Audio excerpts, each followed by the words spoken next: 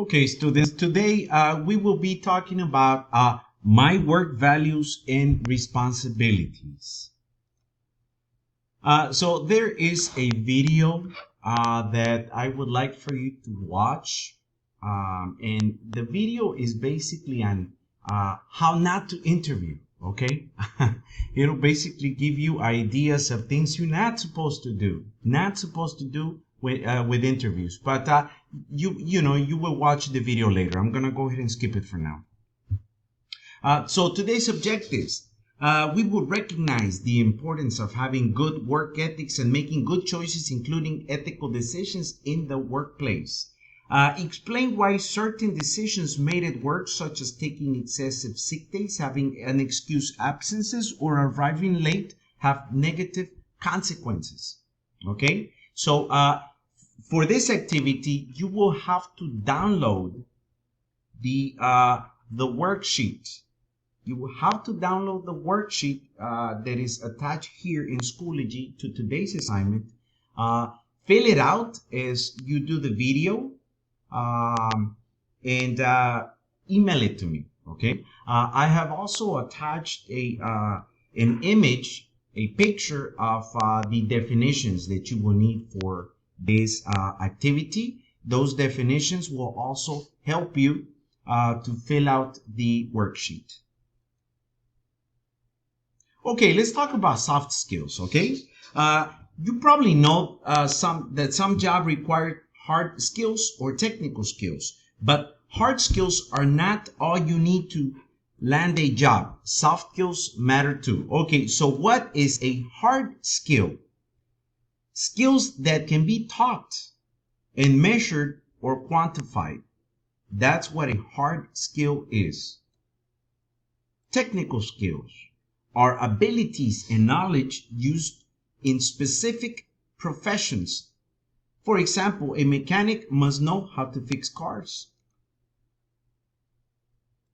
Soft skill are the unmeasurable attributes that make someone a good employee and a coworker.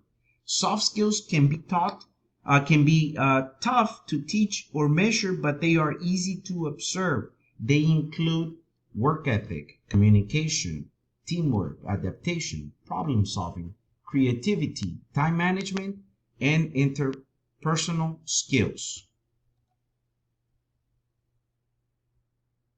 The importance of a strong work ethic. An important soft skill, having a good work ethic. Oh, by the way, work ethic. What is work ethic?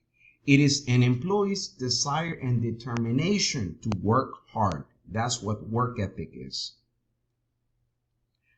So back to this. Companies seek to hire people with a strong work ethic because they behave in ways that are respectful and professional. These people arrive on time, pull their own weight, pitch in to others, to help others, demonstrate initiative, hold themselves accountable for their performance. People with a strong work ethic are strong employees. Meet employee A. Employee A has a strong work ethic. Select each image to see how employee A has a strong work ethic translated to success on the job. So working with others. Employee A displays a positive attitude and plenty of respect for his coworkers. When he's working on a group project, he is eager to help the group. Completing tasks. Employee A does his task to the best of his ability and completes the work with care on a timely manner. He knows that the group's performance is a reflection on all the members. Achieving goals. Employee A helps the group achieve its goals because he takes his role serious. His coworkers admire his work and the way that he carries himself, and they look forward to working with him in the future. So that's employee A. Employee B. Employee B displays a negative attitude when working on a group.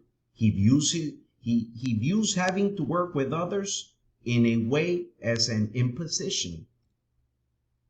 Completing tasks. Employee B does the bare minimum, is often late with the task, and asks others to to take on a task assigned to him. He does not equate the work success with his own perspective for advancement. Achieving goals. Employee B prevents the group from fully achieving its goals. His co-workers represent his laziness and belligerence. They dread the prospect of having to work with him again. So work ethics reflections on you. Okay? So show respect for others. Foster productive professional relationships. Help create and promote pleasant work environment. Indicates your good character principles and values. Demonstrates your motivation and determination. Shows that you're honest and trustworthy. Consequences of a poor work ethic. Okay? So here we will read the behaviors associated with a poor work ethics. Match the most likely consequences to each behavior. Okay? So, is frequently absent, is unfriendly, takes credit that belongs to others, or blames others for failures, communicates poorly. So, is frequently absent, causes confusion and slows the pace of work, views as an incapable of handling real responsibility. Second one, hurts workplace morale in sense of camaraderie, views as insecure and uncaring. Develops a reputation for being dishonest, viewed as untrustworthy and selfish. Is unavailable to assist when coworkers need help, viewed as unreliable. Okay, so let's begin. Is frequently absent. If somebody is frequently absent, I would say that is unavailable to assist when coworkers need some help. Okay? Next is unfriendly. Somebody who is unfriendly is uncaring. Oh, and I simply read the last word. That's how I think is unfriendly. Takes credit that belongs to others, or blames others for failures. Let's see, causes confusion and slows the pace of work, viewed as his okay, hold on. Develop a reputation for being dishonest. I would say that if you build a reputation for being dishonest, you're blaming others for failures. And the last one would go here. Okay, let's see if we're right. Okay. Most businesses recognize the importance of having employees make the right moral decision and establish policies to guide employees. Employees should ask themselves the following questions to guide their behavior and decision making. So you can read this by yourself.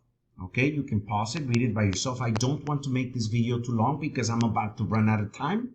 I have a limit to what I can record here. Okay, what would you do? You can complete this activity by yourself.